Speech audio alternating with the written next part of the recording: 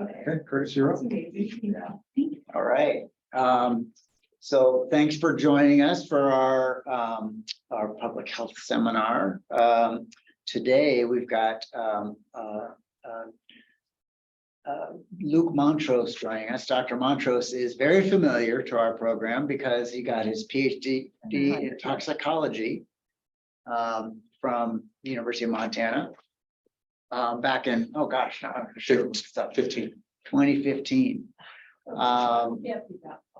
Yeah, I know, it's shocking.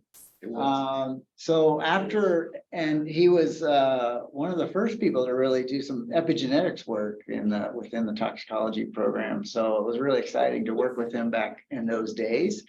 And then he was able to move on to a postdoc opportunity at the University of Michigan in Dana Delanoy's laboratory. She's a well-known expert in environmental epigenetics work. So he had a great experience over there in Ann Arbor, and then got a tenure track position at Boise State University, where he was for four years. And more recently, he has transitioned over to Colorado State University Department of Environmental Health, where he's in the they have, I guess, their sort of specialty areas within environmental health. So he's in the toxicology faculty within the Department of Environmental Health. And he's got a lot of experience under his belt. He's already done a lot of great research accomplishments. And I'm looking forward to hearing more about a project that he's been sort of building for in his spare time over the last few years. So take it away, Luke. Thank you, Curtis, and thanks for everyone who's here and also online. As was mentioned, this is kind of, I'm going to give you a little story that's a side hustle of mine. I do have a toxicology focused laboratory, but one of my passions has been actually getting out into the field and working with vulnerable populations such as the elderly. So I'm going to tell you a story that is actually reflective of this title. And then I just want to briefly mention a secondary story, and I'm going to breeze through these slides, but it's important for me to show the slides so that I can, one of the things I wanted to do today was pitch an opportunity for a postdoc in my lab, and I want to talk about that. And it actually has a little bit more to do with the sort of hard tox aspect of things. So we'll talk about the long-term care setting first. Before I jump into that, anytime I have students in the room, I like to mention that career paths can be nonlinear. And as Curtis pointed out, he hit most of the high points, but I also spent, when I didn't initially get into vet school, ironically at Colorado State, I spent 3 years in counterterrorism at Battelle Biomedical Research Center, where I studied weapons of mass destruction in primates. And so, yeah, I've done a lot of different things, and this just sort of gives an indication that you can bebop around a little bit to find what you like to do. I also want to point out that I don't do anything alone. I do know some faculty who have wonderful and illustrious careers, and they have single author publications. I've never had and don't ever plan to have a single author publication. I love team science, and these are just some of my team members, and you'll recognize folks who are in this room and who are in programs here on the University of Montana's campus. I want to point out a couple things here. I have a field work or field lab program where you're going to hear a lot about that today, trying to develop sustainable relationships with folks like long-term care facilities to try to be able to monitor and enhance indoor air quality. But we also have toxicoepigenetic goals where we're looking at toxic exposures and epigenetic outcomes that proceed those exposures. And I'll talk a little bit about that in that second story. Throughout today's talk, I'm also going to highlight some phenomenal students that I have. The two top students I've began relationships with them while at Boise State University. And now the top right, Adam Schuler, he's now moved with me to Colorado State as a postdoc. The bottom two are undergrads. I cannot overstate how awesome it is to work with undergraduate students. The one on the right is actually a freshman undergrad.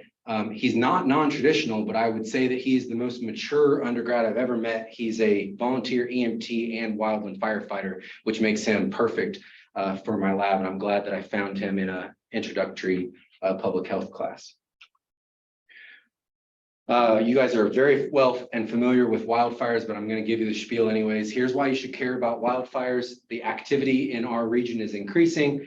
The number of wildfires is staying steady, but the amount of acres burned is going up, and you can see that. And I think I might have to change the setting, Adam. Well, we'll just see if we can deal with this. I think the automatic progressions might be on as default, so we'll just deal with that for a second. Wildfire numbers are staying steady. That's in the foreground, but here in the background, but the number of acres burned is going up, and you can see that down here as well. And the number of largest wildfires in recent largest wildfires that have burned a lot of acres have happened in the last couple years. So what are the contributing factors to this? It's important to recognize that it's both a change in temperature and a change in precipitation, where the mean temperature has been going up and precipitation has been going down. And where there's fire, there's smoke. There's about half of the United States is doing good with air pollution, and this is due to prudent government regulation around automobiles and stack exhaust. But you see that the red bullseye, which in this graph means that the air quality is getting worse, that's around the Idaho, Montana area, and this is due primarily to wildfires. And it's anticipated that the contribution of wildfire smoke to the overall particulate load across the United States is going to go up in the coming decades. So this is a problem that's not going away anytime soon. What's in the smoke and why are we so worried about this? There's hundreds of different chemical constituents that make up wildfire smoke, and that is variable by the conditions of the burn. I'll talk about that in just a second. But the particulate matter that we're really interested in is this small fraction, PM2.5. 2.5 is 2.5 micrometers in aerodynamic diameter. And we're concerned with that because it gets deep into the lungs. And the EPA highlights that particulate matter is a criteria pollutant and one that we should be concerned with. And even if you haven't heard of the benchmark of 35 micrograms per meter cubed, you've seen it in the air quality index, where that is what is related to the transition between the yellow and the orange, where orange is unhealthy for sensitive groups. And that's going to be an important benchmark for the discussion today about skilled nursing facility residents. I mentioned that the burning conditions kind of dictate the toxic profile of smoke. And just to kind of give you a surface level overview of this, you can imagine in these three different pictures down here, there's different sources of fuel that's burning. So things like brush and grass and trees and duff and deadfall, and even building materials if the fire encroaches on the wild and urban interface. All of these can dictate the toxic profile. Even more than that, the temperature of the fire itself can dictate what types of particles are being produced and the number of those particles, where smoldering fires produce more smoke, less gas. Flaming fires produce more gas and less smoke particulate. Another consideration is the age of the smoke. And this is this idea that as smoke moves from its source, it interacts with other chemicals in the air and can become more or less toxic.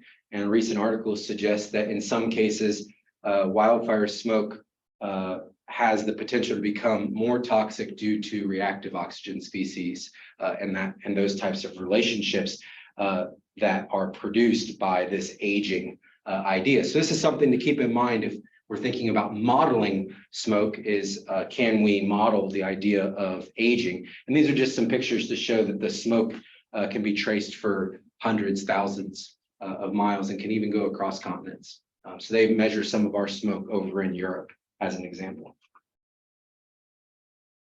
So when we think about smoke and its impact on our bodies, as a toxicologist, I'm interested in where these particles go. And so based on their size, they can get trapped or they can be dealt with by different natural defense mechanisms. One natural defense mechanism is just the structure of our nose, and we can have a lot of impaction or deposition in the nose area just because it makes essentially a 90-degree turn as it goes down. The next defense mechanism would be the mucociliary escalator. And so you can think about particles depositing in the upper respiratory tract, being caught by this mucus and then being moved back up, and you can either swallow it or spit it out at that point. And so it's not impacting our body nearly as much because of those two defense mechanisms. If those small particles, though, do make it all the way down into the deepest parts of our lung, if we think of the lung as like sort of an upside down tree, they're making it to the leaves of the tree in the alveolar space.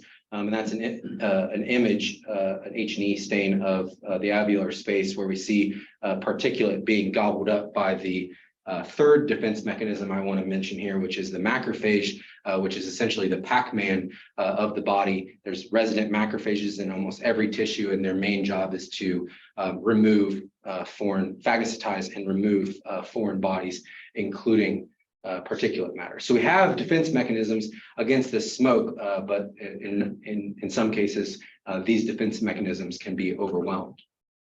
And when they are overwhelmed, we can have both acute and chronic health issues. And I've listed some of the acute and some of the chronic here. And you can see things like upticks in hospital admission visits or ER visits, exacerbations of things like asthma or COPD. Longer term problems, we can have things like stroke, higher incidence of stroke or cardiovascular disease. Newer areas of study are things like particulate impact on brain health and even reproductive health. And among our community members, I'd like to highlight some of those who are most vulnerable. Particularly for today's talk, we're going to look at those who are in the older adult population, and also some of those same folks who have comorbidities. And then I'm going to briefly mention in that second story, outdoor workers, particularly wildland firefighters. And now that I'm at CSU, it's holding on me to mention One Health, as we are a One Health university. So that in addition to human exposure interests, we're also interested in some of the effects that this can have on both livestock and domestic animals. So I'm just going to put that as a pin. We can talk about that a little bit later if that's something you're interested in.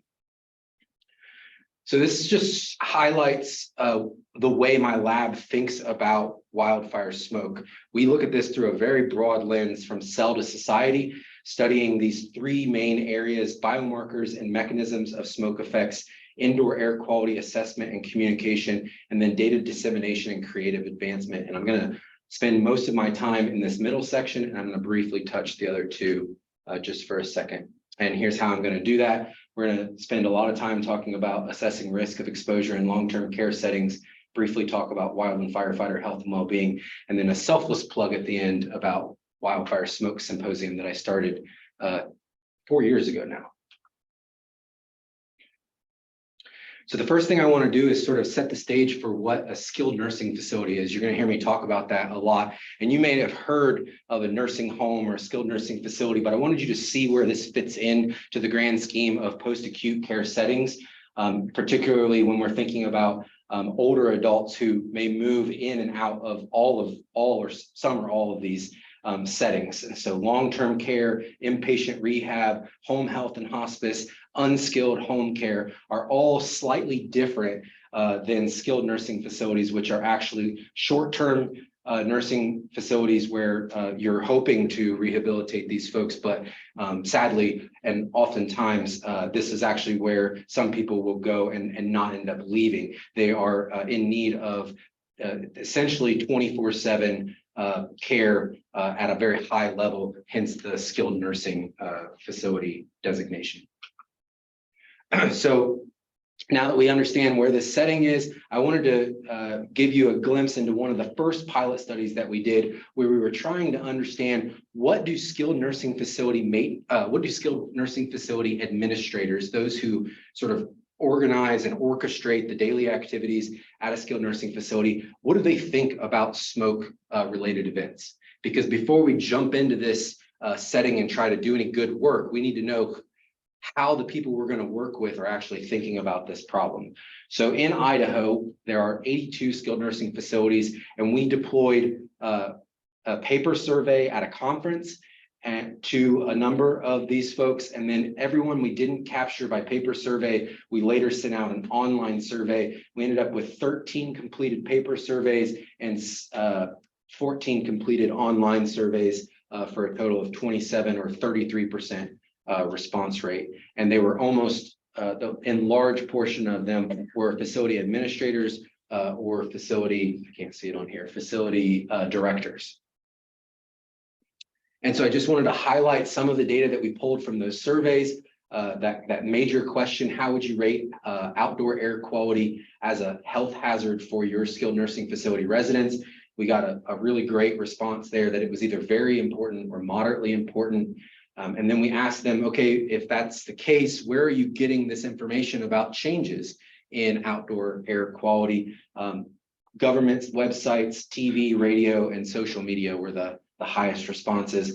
And then we asked them, how often do you get complaints from your residents regarding indoor air quality at your facility? And it was 15 respondents said only when there's a poor outdoor air quality event. So they're making a connection between the indoor environment and the outdoor environment.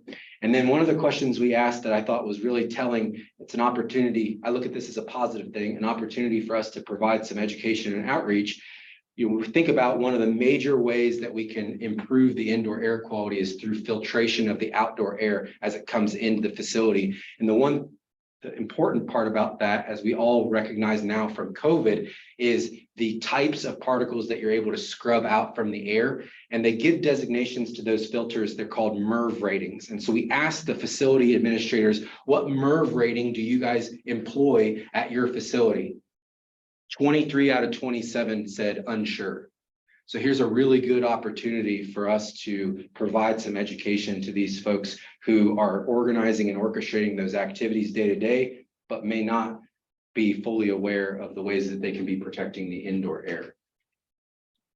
I'm going to launch into a pilot study that we worked on, but before I do that, I just want to show you that there were other studies in the field where folks were going into healthcare settings, setting up outdoor and indoor air quality monitors, and trying to understand the relationship between changes in outdoor air quality and changes in indoor air quality. And all you needed to see in these two graphs is when outdoor goes up, indoor goes up, sometimes not to the same magnitude, but the trends are the same, essentially suggesting that the outdoor air has an impact on the indoor air. And so this was a known idea before we started our study, but we wanted to see specifically in a skilled nursing facility environment, how well did the indoor air track with the outdoor, and what was the magnitude of a potential spike in the indoor environment to give us an idea of how big of a problem this actually was. So we set this study up. Some of the colors aren't coming through all that great, but so this is Idaho. There was 4 facilities involved, 1 in northern Idaho, 2 in southwestern Idaho. If you're not familiar, Boise's in this airshed here, and then southeastern Idaho. Ages ranged from 10 years old to 50 years old as far as the facility goes. Facilities were between 15,000 and 30,000 square feet. The utility of those buildings were very different, ranging from a 15-bed facility to an 80-bed facility. And their MERV ratings in these 4 facilities were actually all MERV 13. So they were all running a very high quality, good MERV rated filter that would scrub out a lot of, or it should have scrubbed out a lot of these PM 2.5 particles that we're interested in. We're going to measure PM 2.5 in this study with a low-cost monitor called a purple air monitor. We're going to set those up either inside the facility, typically at the nurses station, because that's a very good central location where there's a lot of good air mixing, or outdoor, outside in a recreational area, hopefully away from any roads or places where there's a lot of traffic, like a parking lot, also to get good air mixing. So this is what we found, and I'm going to show you a blown up version of this in a second, but just to lay out here, we had 4 facilities. We measured the indoor air quality. To my knowledge, I believe this was the longest outdoor-indoor air quality study in a healthcare setting ever to be completed. It lasted 12 months from January to January. The blue lines are the outdoor air quality and the red lines are the indoor air quality. And even if you can't see across the bottom here, you could guess that these major spikes are in the July to October wildfire season. And so what you're seeing is major blue spikes, and in every case you can see a little red spike that sort of follows the blue spike. But what you should be able to tell is that there seems to be a difference, one, in the amount of smoke events that occurred, but in these 2 facilities that were both in Boise, hopefully you can also see, and I can just skip to the next version of this. Those are those 2 Boise facilities. What you're seeing is there's a pretty good separation between red and blue here, whereas over there, the red is right on top of the blue. Essentially what that's telling you is if you're in that facility, whether you're outside or inside really didn't matter on those smoke exposure days. And on the y-axis is PM 2.5. Remember that 35 is that benchmark I told you to remember. That's in the upper dotted line. And you can see that during a wildfire smoke event, these major spikes of blue sent up a major spike of red that was over that 35 micrograms per meter cubed. And if I go back, I want to actually point out another interesting spike here. This blue spike goes up to 300 micrograms per meter cubed, and they had an indoor daily average that day of 210 micrograms per meter cubed. So that's pretty apocalyptic smoke exposure for a person who probably had COPD or asthma in a skilled nursing facility, and they had to spend the entire day in that level of smoke. I also want to point out here some important names who are in the room. We actually published this study we published it in Indoor Air and Outdoor and Indoor Fine Particulate Matter at Skilled Nursing Facilities in the Western United States during wildfire and non-wildfire seasons, with Ethan Walker as a first author of that paper, and Curtis Noonan as a last author there. So excited to have gotten a publication out with some fine researchers. We were wondering if during the 2020 wildfire season, which is when that study took place, if maybe that was a fluke, if maybe the wildfire smoke event was so big that it overwhelmed the infrastructure, and maybe during a more normal season, we wouldn't see those associations with outdoor and indoor infiltration. We repeated that study in 2020 with the same 4 facilities from Idaho and 2 additional facilities in Montana, which expanded our geographic area, and we found essentially the same findings during the 2020 wildfire season, showing that infiltration effects could be measured. And this is during the July to October period. So we really targeted that wildfire season. And so during a wildfire smoke event day, which Ethan defined, that is down there at the bottom. Essentially, it was a day that was over a benchmark that we found in the literature. On those days, those are the days that we had the greatest amount of infiltration into the facility. So we were able to recapitulate this even in a more moderate year. And Ethan presented this at ISES, right? ISEE. So this is a question that we haven't answered yet, but at this point, I've shown you that there's some variability across facilities. And one of the things that we really want to understand is what are the characteristics of a facility that predict outdoor to indoor infiltration. If we can figure this out, we can try to help some of those facilities who have these characteristics, essentially learning from the facilities that had low infiltration so that the facilities that had high infiltration can address that problem. So I'm just putting that there as a question for the audience, that we can propose this and hopefully find something, hopefully run a study in the future to help identify some of these characteristics.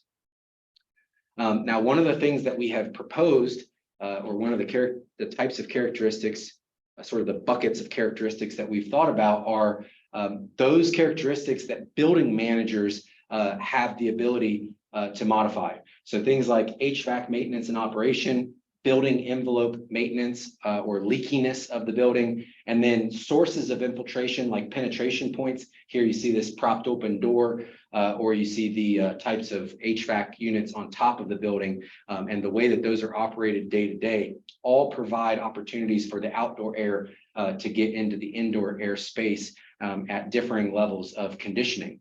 And so for this reason, we identified maintenance personnel as a potential entry point for us to do education and outreach.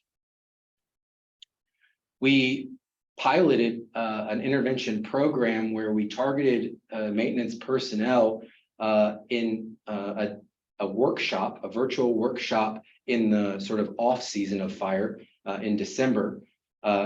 Then we decided that what we would do is we would try to invite some of those folks back, see how much of the information was retained, and see see if anything that they learned in the December workshop was actually being used for planning for the upcoming fire season. So the 90-minute workshop that we did included 3 sort of areas of lecture: smoke and health, industrial hygiene, and HVAC maintenance and operation. And then we partnered with Idaho and Montana to recruit maintenance personnel to attend this meeting. We were able to recruit 34 maintenance personnel. Only 24 actually attended, but all 34 got the recording of the webinar. And then 20 of the 24 who attended actually took part in some real-time polling questions that occurred during the event. Some of the interesting data that we pulled from this, we asked, where do you as a maintenance personnel get your training in heating, ventilation, and air conditioning? And you can see here that almost all of them reported that they got their training on the job. So no one was coming in with any kind of technical background related to this job that is very important for keeping the indoor air clean. And then we asked them what their level of confidence was in their abilities to perform their HVAC training duties. And you can see here that this is a range from slightly confident to completely confident. No one said that they weren't confident at all, but the range definitely was towards the only slightly confident, with only one person saying that he was completely confident in his duties. And then we asked, how would this webinar change the way that the maintenance workers prioritized indoor air quality, or if it would help them prioritize indoor air quality? We had a lot of strongly agrees and no strongly disagrees. And then the last question we asked was, in your opinion, what are the major barriers to implementing any kind of beneficial or positive changes that might improve indoor air quality? And these are ones that you might have suspected, but time, money, and manpower were the barriers that they identified. So Dr. Jim Karenji from University of Montana and Adu Arak, a really fantastic Master's of Public Health student at Boise State, put together a informational interview, a key informant interview, where they brought in 4 of those skilled nursing facility maintenance personnel who participated in the workshop. They brought them in and asked them a series of questions. And I just wanted to quickly show, we're still working through some of this data. She presented this on an on-campus graduate student conference. But these are some of the kind of interesting quotes that came out of this. One person said that they were only running a MERV 8 filter, and they want to, now that they understand that MERV 8s aren't as good as MERV 13s, they're going to start ordering MERV 13s. Another person said it enhanced their perspective of how the indoor air quality could be different sometimes, or even worse than the outdoor air quality. And I think this gets at one of the ideas that we as health advocates and even some of our local authorities have maybe pushed a little too much, which is this idea that if you go inside, you'll be safe. That's all that's necessary to be healthy, is just to go inside. And I think we're helping to sort of provide some nuance to that, which is, if you aren't conditioning your indoor air, unless you're measuring the indoor air quality, it's unclear whether or not you're actually more or less healthy inside. And then making sure that they are truly changing their air filters out monthly.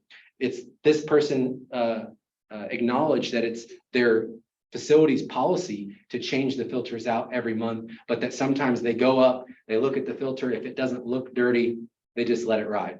And now they're recognizing that maybe that's not the right way to try to save money or to save time.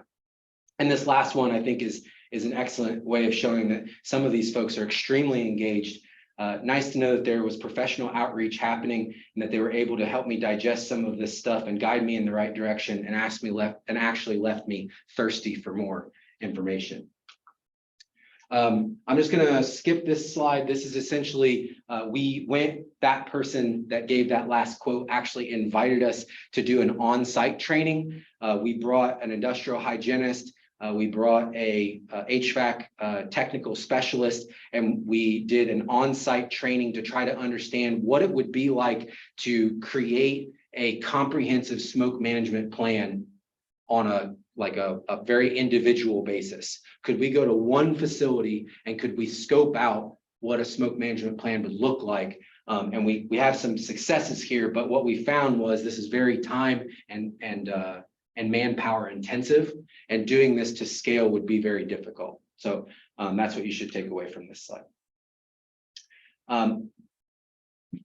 I was approached by, I'm going to change gears a little bit, still on skilled nursing facilities and vulnerability to wildfire smoke health effects, but I'm going to change gears a little bit to talk about an ArcGIS project. I had a student who walked into my office and said, I have ArcGIS experience and I want to study wildfires, but I've never studied wildfire and health, and I'd like to dabble a little bit in health. Do you have any projects where you could use ArcGIS skills? And I thought about that for a second, and I rummaged back through some old files where I had written down some, I called them percolating ideas. And I rummaged back through and I found this idea where I had asked the question, are there skilled nursing facilities, at this time I had said in Idaho, but I changed that to the Mountain West. Are there skilled nursing facilities in the Mountain West that fall in what I'll designate as a monitored desert? So these are facilities that are far enough away from a regulatory air quality monitor that it's very unlikely that they're receiving good, actionable data. It's not reflective of their experience on the ground.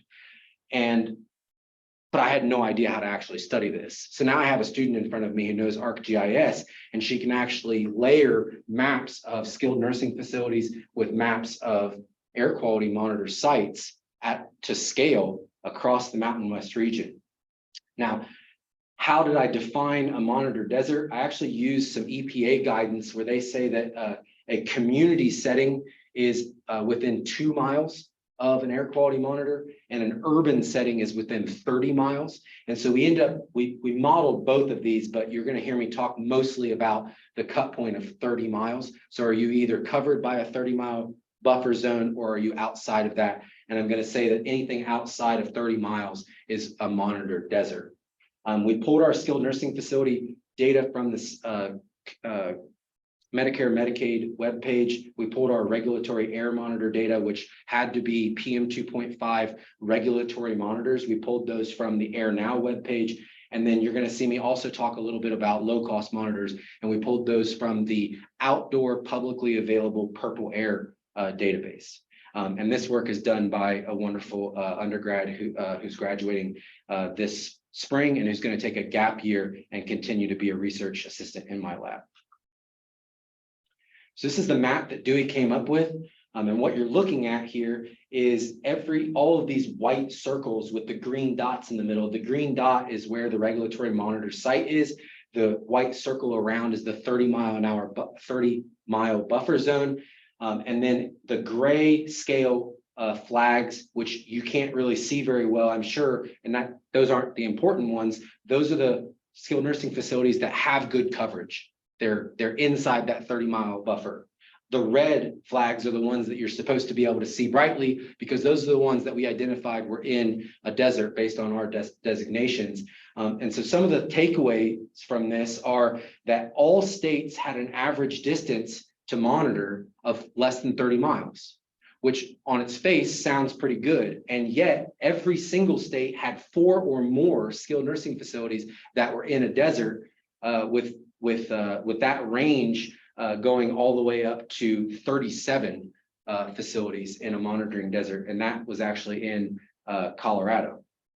So the other thing that I wanted you to take away from this is that the percent coverage was also very variable. So ranging from 67% coverage all the way up to 95% coverage. So some states are doing a very, very good job of spacing their regulatory monitors out, and others are not necessarily providing good data to these vulnerable populations found in skilled nursing facilities. I asked Dewey to consider, well, what would happen if we supplemented the regulatory air quality monitor data with the low cost air quality monitoring data. And you can see that the map gets much more impressive with very, very good coverage, far less black on the screen, which is telling us that the amount of monitoring desert area is actually going down. And we can show that in the numbers where the percent range of coverage goes from 67 to 95 to 82 to 98. So we're getting much better coverage if we supplement with the low cost monitors. The next thing we did is we actually looped in 2 researchers who had been working on, there's a publication up in the upper right there, they've been working on a vulnerability index where they were considering how fire adaptive, sensitive, and how much fire exposure certain regions of the country were getting. And we pulled their data specifically for the Mountain West region, and we asked the question if we were agnostic to the desert question. So this is just looking back at where are all the skilled nursing facilities, and then we say where are the skilled nursing facilities in relation to this vulnerability index. What we actually see is that there's a hot spot in northern Idaho and in western Montana, and also there in Nevada. And we can see that there's about 6 facilities that fall into the most vulnerable category, and 34 facilities fall into the more vulnerable category. And that is reflective of about 5% or 40 of the total 777 skilled nursing facilities across the Mountain West. That's reflective of 40 of those being in a 4 or 5 category vulnerability. So that most or more vulnerable category. And we thought that was very, very interesting. Then we asked, okay, what if we take those 2 stories and combine them? How many skilled nursing facilities are in this most vulnerable category and also in a monitoring desert? And so that was the next map that Dewey created. And so what she found was that there were no skilled nursing facilities in a monitoring desert that were in the most vulnerable area.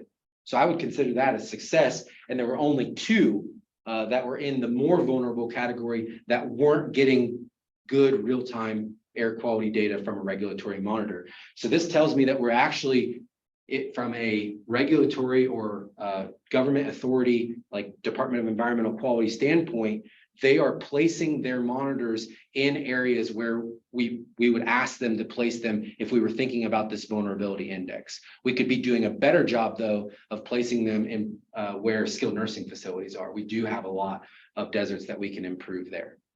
So that's sort of the takeaway from this overarching story.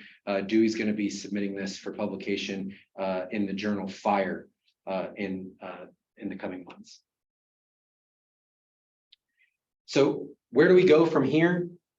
Ethan and I are going to run a pilot study this summer where we're going to have 4 facilities recruited in the state of Idaho, where we are going to put an indoor and an outdoor monitor, and we're going to we're going to leverage a previously built by Sensible IoT consulting company. They've built a dashboard which we will be able to provide real-time indoor and outdoor air quality data for those maintenance personnel, and then we'll be able to evaluate what they do with that data. And we are actually going to also give them some potential behavioral modifications based on some research that was done at the Desert Research Institute. That image down there in the bottom right is the Desert Research Institute's guide for interpreting air quality index. And sort of it gives lists of, based on who you are, which category of vulnerability you fit in, what should you do with this data? So we're going to provide this information to 4 skilled nursing facilities at four managers at 4 different facilities and see how they engage with this dashboard. And then we're hoping to scale this in the future. Check how we're doing on time here. So I'm going to go real fast through the next slides for the singular goal of getting to the postdoc slide. So I want to tell a brief story about protecting wildland firefighter health. Wildland firefighters are a very diverse group of occupational workers, and they perform a number of different jobs and have wide-ranging exposures, and that we're not going to be able to get into today. But suffice to say that wildland firefighters have been studied a little bit, and we understand that the lung and the heart are primary target organs. And several studies indicate that acute inflammation does occur, and that those acute inflammatory factors can be measured outside of the lung. So we're able to we have an indication that there's a spillover effect from inflammation happening in the lung, inflammatory factors getting out of the lung into the bloodstream. And then we hypothesize that with access to the bloodstream, other organs may become targets. And so in my lab, we have identified the reproductive organs of men to be a primary target that we would like to study. And what is known about that? We have urban particulate studies that show that urban exposure to particulate matter leads to decreased sperm quality. There was a study of wildfire smoke PM in Oregon that looked at repeat sperm donors and showed that from a community standpoint, before, after, and during a wildfire smoke event, that those same repeat donors had differing levels of sperm concentrations related to the fire exposure. And then structure firefighters have also been found to have infertility issues. We studied this in a mouse model. Again, I'm going to go through this pretty quick. This mouse model was done at Northeastern University, and we exposed mice for a number of days to smoke at a level that was reflective of about 10 years of wildland firefighter service. One of the outcomes that we looked at was DNA methylation in the sperm. All you need to know for the purposes of this really quick talk is DNA methylation is a really good biomarker for understanding whether or not a exposure had an impact in that area, because it's a snapshot that lends itself to being like a long-term marker of an exposure. So even after you take the exposure away, you can still measure that sort of snapshot in time.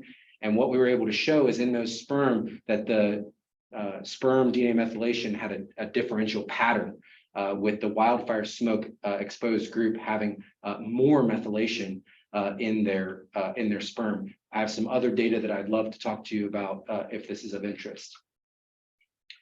So what are we going to do with that?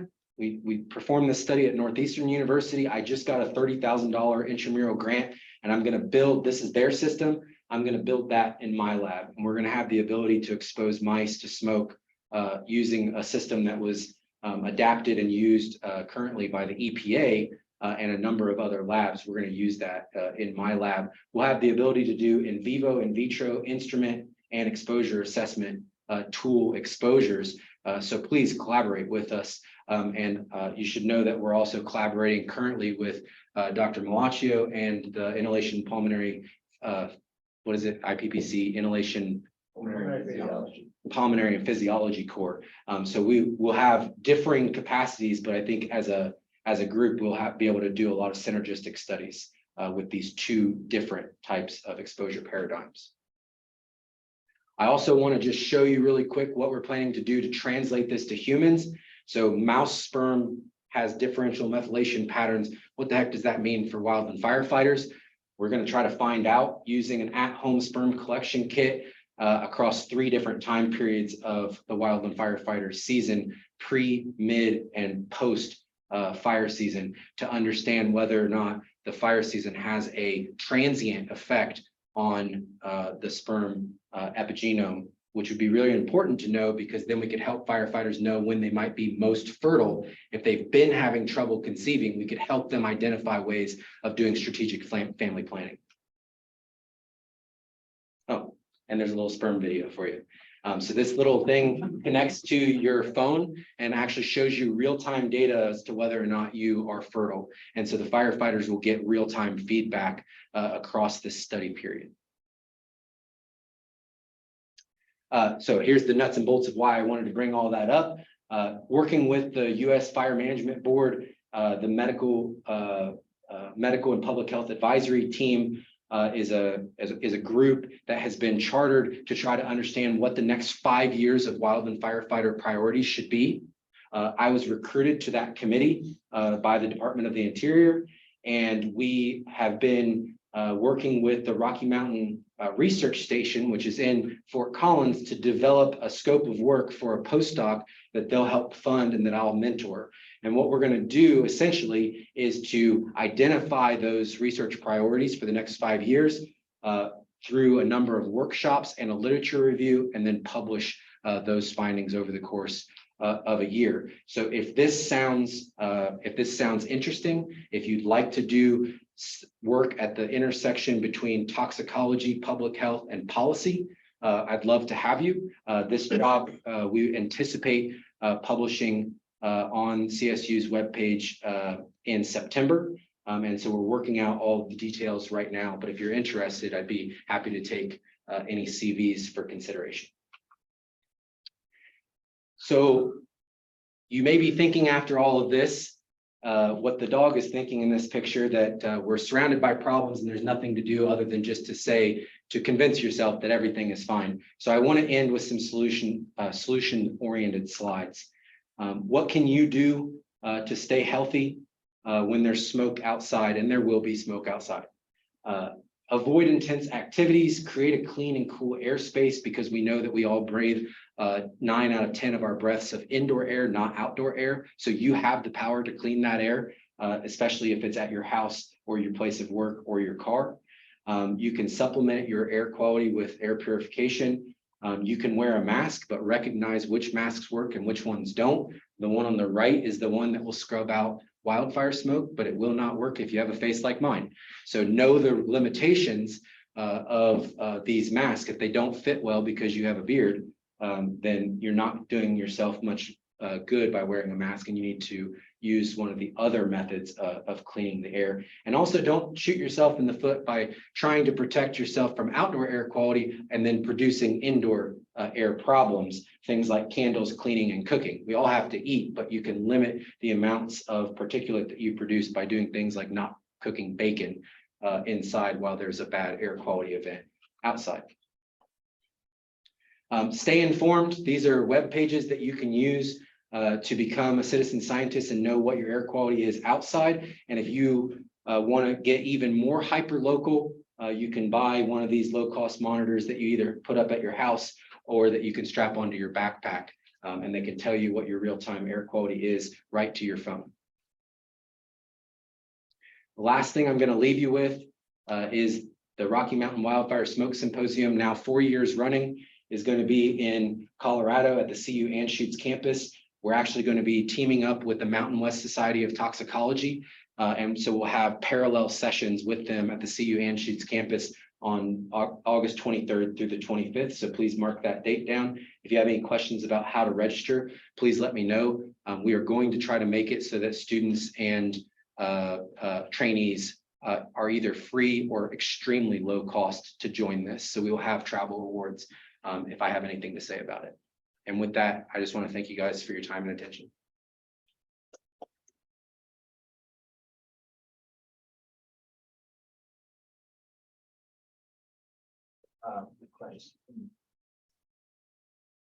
Luke, do you have any idea as far as the difference? You were saying some of those facilities, there was a big difference between indoor and outdoor. Are those like newer facilities, or they actually have better filtration? That would have been our first guess. And then we were immediately turned away from that theory because the one that was the worst was the newest. So being new is not a good predictor, at least in our small subset of 4 facilities. Being new was not a good predictor. The best facility was actually the oldest, 50-year-old facility. Was that due to the materials that were used in building it? So we did not do We did not do like a comprehensive building analysis, which is something we should definitely think about doing in the future. I can say that all of these facilities were single level ranch style facilities. So it wasn't, I can tell you that it wasn't driven by like a multi-story. We also didn't see, at least observationally, we didn't see a connection between square footage and whether or not a facility had bad infiltration. You might think that the more square footage, the more penetration points, more windows, more doors, but we didn't see a clear indication that that was the case either. And I should caveat by saying it was 4 facilities. So these are all great ideas that we should flesh out in the future. I don't think that we know for sure that newness isn't a predictor or that building size isn't a predictor, but at least we weren't able to glean that from the initial group of 4. Andre. Couple of questions. One is, how did you arrive at that 30-mile distinction? So that was based on EPA guidance, where they're saying they have these designations of air quality. They essentially categorize air quality data by being either urban or community. And so we use their designations of 2 and 30. We actually, Curtis and Ethan and I sent out a lot of emails and tried to understand how people were thinking about quality of data as you get away from these monitoring sites. And we got a lot of interesting responses back. There were some who said 2 would be the best. Some said 30 should be fine. And then others said there is no number. It's all about topography and weather. And you may be good one day and bad the next, just due to the changing conditions around your facility. And so based on that, when we write this paper, we're going to have a long limitations section around, this is our way of interpreting this data, but more needs to be done to understand. When we tell people you're this far away from a facility, are we doing a disservice by calling it like a negative name, like a monitor desert, if we're not truly certain that that's a good benchmark, a good cutoff? Yeah, I agree. That seems a little arbitrary. When you're doing this study on this building counts and mobility, there's obviously going to be other factors that are going to be confounders, such as temperature and activity. How are you going to sort those out? So to reiterate, in case anyone online didn't hear, essentially we're thinking about firefighters as having a plethora of exposure, and I'll add to those. So high stress, lack of sleep or poor sleep schedule, poor nutrition, poor hygiene, smoke, temperature. And we know right off the rip that temperature, so scrotal temperature is supposed to be about 3 degrees less than internal body temperature. And any small modification in that 3-degree difference can impact and has impacted in the literature sperm quality. So what I would respond to you with is, when we wrote the most recent grant that we're trying to get funded, what we said was, we believe being a firefighter has a negative impact on sperm quality. And we are hypothesizing that one major driver of that is smoke exposure, particularly based on our preliminary data in mice that weren't exposed to anything else, but still had sperm-related abnormalities. And so in the future, I think it's going to be a tandem approach between mouse models and human cohort data, somehow in the future trying to find a cohort that is a complementary cohort to firefighters who are exposed to some of these exposures, but not others, to try to start parsing these out. So you might imagine, for example, firefighters who aren't frontline workers. So they maybe have all the stress of fire season, but aren't actually exposed to smoke or heat for that matter, but they're exposed to maybe the stress. And then maybe we try to find a group that's exposed to smoke, but not heat. And some of these are going to be really difficult. And that's where the mouse models, I think, are going to be clearly essential. And the final thing, just a comment, you ask what's been better than you should. A comment that Dr. Holian has said, I think I came here with a shaved face and then quickly developed a beard. And I think it was immediately upon beard development that I was requested to shave. So a funny story that has lingered for a long time. Yeah, Couple in there. so there's a question from Sarah Cofield online, and you may have touched on this from Dr. Holian's first. No questions from Sarah Cofield. Oh, okay, all right, but just in case you want to hear it, did the air monitoring desert analysis take complex terrain into account? If there is a mountain range between a SNF and a monitor, they aren't really getting useful information. So I'll do you one better. Not only did we not take in complex topography, but we didn't take in wind direction. So if the facility, for example, was 2 miles away, but it's downwind, is that monitor doing you any good, or should it be upwind? We didn't take those more complex topography or weather characterizations into account. There are ways of doing that. That data does exist, and there are ways of doing that and integrating it into an ArcGIS analysis. For me, not knowing anything about ArcGIS and this student being an undergrad, I think right now we're sort of maxed out in our abilities. And so we're going to need to bring in a larger group of folks to help us tease that out. But that's where we're going next with that research. What's the other one? No, that was just, the first one was just me asking for questions. Other question? I have a couple more minutes. I have a pharmacy student interview. Yeah, please go. So, 6 times. Okay, thank you. I did get a text from Jim Caringi, and he just wanted to say hi. He was on Zoom for a bit, but I should also tell you that you need an updated picture because he got a haircut. Oh, no. I should ask for an updated picture anytime I give a talk. I think Chris, the last time I showed the talk with his picture, he was like, "Where did you get that picture?" So, Okay, quick question. Please.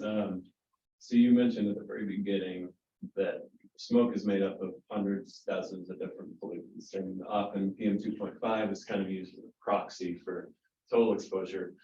Has your work ever considered other individual pollutants, like gases or PAHs or anything like that in your talks work kind of thing? so I took.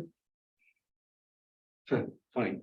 So here's a book chapter that I just wrote, and this is the preprint of it. And it's all about wildfire smoke and toxicology. It's going into an AGU sanctioned book called Wildfire and Global Health. And this is the smoke toxicology section. And in this section, we try to detail every literature source that has considered, in addition to PM 2.5, other chemical constituents. And so here's the catch-22. When we were doing that review, we were faced with this conundrum. If someone studies acrolein, and acrolein is a substance found in smoke, but they didn't study it in the context of smoke, is that a valuable study? If they study formaldehyde, which is found in smoke, but it wasn't in a smoke context, should we study that? So what happens, here's the catch-22, is you have all of these people studying individual pollutants, and then the critique is, well, you're not studying it in combination. And then you start studying it in combination in the mixture, and they're like, yeah, but which one's driving the result? And so I don't think it's one or the other. Yeah. I think it's this, you have to be willing to try to identify under certain conditions where the smoke is a greater proportion of PAHs. Did we see a different result than if it was high particulate but low gas? And if so, then can we start teasing out, can we show definitively that it was those PAHs, and maybe it was a specific PAH, and can we drill down, to see that it was benzoapyrene, as an example. That's one that a lot of people are studying right now. And so, yeah, I don't think we're there yet, but that's probably the direction we're going, is this sort of back and forth. And I think it's going to be a back and forth between animal and human studies as well. I don't think there's a silver bullet to studying a specific chemical or studying a specific model. What I will say is, when we have that exposure paradigm developed in my lab, we will be able to much more finitely tweak those systems to be able to do that work, much the same way that Dr. Malancho is doing his here at the IPPC. All right, well, we're out of time, and thank you very much. Thanks to you, those of you online for joining us.